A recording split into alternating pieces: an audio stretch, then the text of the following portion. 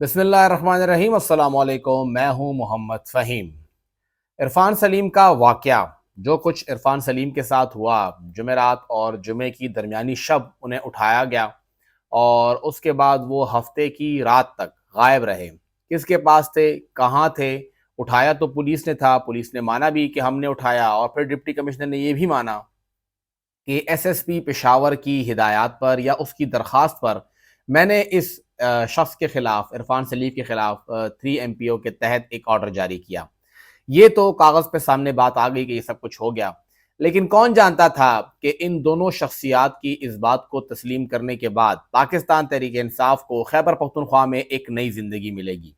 اور ایک نئی زندگی اس طرح ملے گی جس کی جھلک ہم نے گزشتہ روز پشاور کی عدالتوں میں دیکھ لی۔ عرفان سلیم کا معاملہ جب جمعرات اور جمعے کی درمیانی شب سے شروع ہوا تو وہ منگل کے دن بالکل سامنے آ گیا، جب chief justice Peshawar high court Ibrahim Khan sahib نے اس کے اوپر ایکشن لیا، عرفان سلیم کو بلایا، اس کو رہا کیا، اور ہمارے ریاستی اداروں، پولیس، ضلعی انتظامیہ، ان کو واضح طور پہ کہا کہ اب ہمیں آپ کی طرف سے ایک ضمانت چاہیے کہ آپ لوگ عدالتی احکامات کی خلاف ورزی نہیں کریں گے۔ عدالتی احکامات یہ ہیں کہ کسی بھی کیس میں جب کسی کی رہائی ہو جائے گی تو کسی اور کیس میں اس کی گرفتاری نہیں ہوگی۔ جو حال پورے پاکستان میں چل رہا ہے کہ پاکستان تحریک انصاف کے ورکر کی یا رہنما کی جب ضمانت ہو جاتی ہے تو کسی اور کیس میں پکڑ کے گرفتار کر دیا جاتا ہے، لیکن پشاور ہائی کورٹ کا یہ ایک ان پریسیڈنٹڈ فیصلہ، جو کہ ان کی کرنے کی مجبوری تھی، کوئی اور راستہ تھا نہیں، اس نے پاکستان تحریک انصاف کو ایک سپیس دے دیا ہے، اور وہ سپیس ایسے ملا ہے کہ گزشتہ روز سابق صوبائی وزیر خزانہ اور صحت تیمور سلیم جھگڑا صاحب اور ان کے ساتھ سابق وزیر اعلیٰ تعلیم، لوکل گورنمنٹ، آئی ٹی، اطلاعات، ان تمام محکموں کے سابق وزیر کامران بنگش صاحب، وہ دونوں عدالت میں پیش ہوئے۔ ان کے اوپر جو کیس تھا، بہرحال وہ کیس جو تھا اینٹی کرپشن کا تھا، یا کسی بھی کیس کی بات کر لیجئے، لیکن وہ عدالت سے ضمانت لینے میں کامیاب ہو گئے۔ اس کے ساتھ ہی آصف خان صاحب جو MPA تھے، انہوں نے بھی ضمانت حاصل کر لی۔ سلیم خان صاحب جو سابق MNA تھے، انہوں نے بھی ضمانت حاصل کر لی۔ اب ان تمام لوگوں کو ضمانتیں ملنا شروع ہو گئی ہیں، اور ضمانت ملنے کے بعد دوبارہ ان کی گرفتاری بہت ہی آسان ہے اگر وہ پاکستان کے کسی اور صوبے یا کسی اور شہر میں ہوتے، لیکن خیبر پختونخوا میں اب انہیں دوبارہ گرفتار نہیں کیا جائے گا، حتیٰ کہ پولیس ان کو ہاتھ بھی نہیں لگا سکتی، کیونکہ عدالت اب 10 تاریخ کو چیف سیکرٹری اور IG سے یہ لکھ کے لینے والی ہے، جو ہماری اطلاعات ہیں وہ وہاں پر لکھ کے ایک ایفیڈیوٹ جمع کرائیں گے کہ ہم عدالتی احکامات کے اوپر عمل درآمد کریں گے۔ یہ بتایا جا رہا ہے کہ عدالت میں جب وہ دونوں پیش ہوں گے تو ان کے اندر یہی بات ہوگی اس کیس میں کہ کیسے ممکن ہوگا کہ آپ کی پوری بیوروکریسی،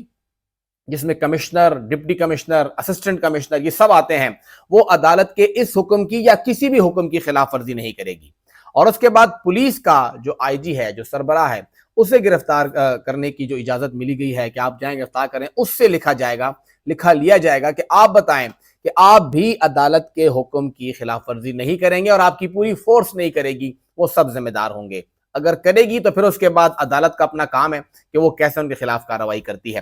تو اس کی وجہ سے یہ دونوں حضرات اسی لیے سامنے آئے، یہ چاروں حضرات اس لیے سامنے آئے کیونکہ اب ان کو پتہ لگ گیا ہے کہ اگر وہ دوبارہ گرفتار ہونے کا کوئی موقع بنتا ہے تو تبھی بنتا ہے جب ان کی ضمانتیں منسوخ ہوں گی۔ ضمانت منسوخ نہیں ہوگی تو وہ آزاد پھر سکتے ہیں، اور وہ آزادانہ ان کی نقل و حمل ہوگی۔ ان سب کا آزادانہ طور پہ سامنے آنا، یہ پاکستان تحریک انصاف کے لیے ایک بہت ہی آسان اور بہت ہی بہتر راستہ بنتا جا رہا ہے۔ پاکستان تحریک انصاف اب آہستہ آہستہ ورکرز کنونشن کی طرف بڑھ رہی ہے، اور وہ ورکر کنونشن کرنے جا رہی ہے۔ کوئی بڑا جلسہ نہیں کرے گی، کوئی بڑا جلوس نہیں کرے گی، کوئی بڑی ریلی نہیں ہوگی۔ کوشش ہوگی کہ ایک تنگ جگہ پہ، چھوٹی جگہ پہ، کنٹرول جگہ پہ چھوٹے چھوٹے جلسے کیے جائیں، چھوٹی چھوٹی کارنر میٹنگز کی جائیں، اور آہستہ آہستہ ان تمام ورکرز کو سامنے لایا جائے۔ کچھ عرصہ قبل جو سابق ضلع ناظم تھے پشاور کے، محمد عاصم خان صاحب، وہ بھی سامنے آئے، ان کو بھی ضمانت ملی، اور اس کے بعد انہوں نے اپنے علاقے کے اندر چھوٹے لیول پہ، مائکرو لیول پہ کارروائیاں کرنا شروع کر دی، اور کارروائیوں سے مراد دیگر پارٹی کے لوگ اپنے ساتھ شامل کرنا شروع کر لیے۔ کچھ لوگ انہوں نے ANP سے شامل کیے، کچھ انہوں نے JUI سے شامل کیے، کچھ پیپلز پارٹی جو تھوڑی بہت بچی ہے وہاں سے انہوں نے لوگ لے لیے. جتنے بھی لوگ ہیں اب وہ ان کو اپنے ساتھ شامل کرنا شروع کر گئے ہیں، اور شامل کرنے سے مراد یہی ہے کہ وہ اس جگہ پر PTI کو سٹرینتھن کر رہے ہیں. پاکستان تحریک انصاف جو کہ 9 مئی کے بعد مکمل طور پہ بیک فٹ پہ تھی، پورے پاکستان میں اس کا صفایا ہو گیا. سندھ میں شاید وہ کہیں نظر نہیں آ رہی، پنجاب میں 200 سے زائد لوگوں نے اس کو چھوڑ دیا، بلکہ تعداد اور بھی زیادہ ہو گئی ہے. لیکن خیبر پختونخوا میں کچھ بھی کر کے جو PTI کو تقسیم کرنے کے لیے ایک پروجیکٹ بھی لانچ کیا گیا پرویز خٹک صاحب کے نام سے، اس نے بھی کوئی خاص ڈینٹ نہیں ڈالا. اور اب ان لوگوں کا دوبارہ باہر نکلنا یہ خٹک صاحب کے لیے ایک بہت بڑا مسئلہ بن گیا ہے. وہ جتنے بڑے بڑے جلسے ایک پورے پلان کے تحت کر رہے ہیں، پاکستان تحریک انصاف ایک اشارے کے ساتھ اس سے بڑا جلسہ یا کارنر میٹنگ کر سکتی ہے، اور یہ ان کی سٹرینتھ ہے اور وہ کر کے دکھائے گی بھی. ان تمام کا مسئلہ اب یہ آ رہا ہے کہ پاکستان تحریک انصاف اب آہستہ آہستہ اپنے فٹ پرنٹ دکھانا شروع کر دے گی. وہ یہاں پر موجود ہے، اس سے کوئی انکار نہیں کر سکتا. وہ یہاں پر ایگزسٹنس رکھتی ہے، اس سے بھی کوئی انکار نہیں کر سکتا. اور خیبر پختونخوا میں اس وقت بھی سب سے مقبول جماعت پاکستان تحریک انصاف کی ہے، اور ان کی مقبولیت کی سطح یہ ہے کہ تمام جماعتیں مل کے پاکستان تحریک انصاف کے برابر نہیں آ سکتی. جو گیلپ کا سروے بھی ہوا اس میں بھی آپ دیکھ لیں تو 69% پہ پاکستان تحریک انصاف، اور باقی تمام جماعتیں مل کے 31% پر ہیں. اس سے تھوڑا بہت آپ جو ایرر کا مارجن ہے وہ دے سکتے ہیں. لیکن اگر 70 پہ نہیں ہے پیپلز پارٹی PTI تو آپ اس کو 55-60 پہ تو لا ہی سکتے ہیں، اس سے تو نیچے نہیں ہے. اگر 50 بھی ہو تب بھی یہ تمام جماعتیں مل کے 50 اور یہ ایک 50، تو یہ بہت بڑی آپ کہہ سکتے ہیں کہ ایک وکٹری ہے، ایک مارجن ہے.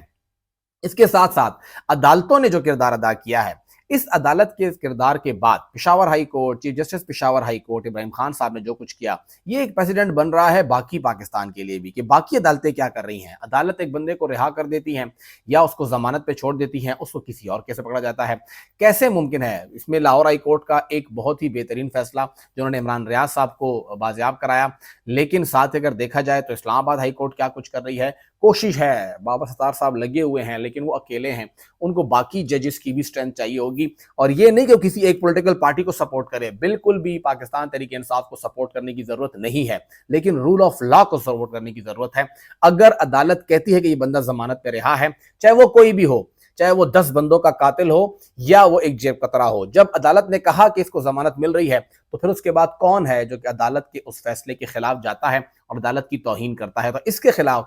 باقی عدالتوں کو بھی کھڑا ہونا پڑے گا. صرف ان چند عدالتوں کی طرف سے ہی یہ معاملہ نہیں ہونا چاہیے. خیبر پختونخوا اب یہاں پہ ایک لیول پلینگ فیلڈ ہمیں نظر آ رہی ہے کہ چلیں آپ اس دن جو کچھ کرتے ہیں، اس دن وہاں پہ الیکشن کے دوران جو دھاندلی ہوتی ہے یا ریگنگ ہوتی ہے وہ تو اس دن دیکھا جائے گا، لیکن کم سے کم لوگ نکل کے ووٹ مانگنے کا رستہ تو ان کو مل رہا ہے. ابھی بھی اتنا آسان نہیں ہوگا، یہ ہم جانتے ہیں کہ ان کو تنگ کیا جائے گا. یہ پولیس فورس جائے گی، ان کو تنگ کرے گی، ضلع انتظامیہ ان کو تنگ کرے گی، اپروول نہیں دے گی ان کو جلسہ کرنے کی، جلوس کرنے کی، کارنر میٹنگ کرنے کی. لیکن ایٹ لیسٹ یہ کھل کے نکل کے بات ضرور کر سکیں گے، لوگوں کے پاس جا کے بیٹھ سکیں گے، انہیں کہہ سکیں گے کہ جی یہ ہماری مجبوریاں تھیں، یہ ہمارا اگلا پلان ہے اور ہم اس طرح سلیکشن لڑنا چاہ رہے ہیں. تو پاکستان تحریک انصاف کے لیے پشاور ہائی کورٹ کی جانب سے جو ان کا ایک انپریسیڈنٹڈ فیصلہ ہے اس کی وجہ سے بہت فائدہ ہونے جا رہا ہے. اور 10 تاریخ ابھی قریب ہی ہے، 2-3 دن ہی باقی ہیں. 10 تاریخ کو جب یہ دونوں حضرات IG اور چیف سیکرٹری پیش ہوں گے تو اس کے بعد وہاں جو کچھ بھی ہوگا، جسٹس ابراہیم خان صاحب جو کچھ بھی کریں گے وہ تاریخ کا حصہ ہوگا. اور صرف PTI کے لیے نہیں، مستقبل میں آنے والی تمام جماعتوں کے لیے، ہر ایک جماعت جو کہ زیر عتاب آنے والی ہے اور جن کو پتہ ہے کہ وہ زیر عتاب آ سکتے ہیں، یہ ایک آکسیجن کے طور پہ ان جماعتوں کے لیے کام کرے گا.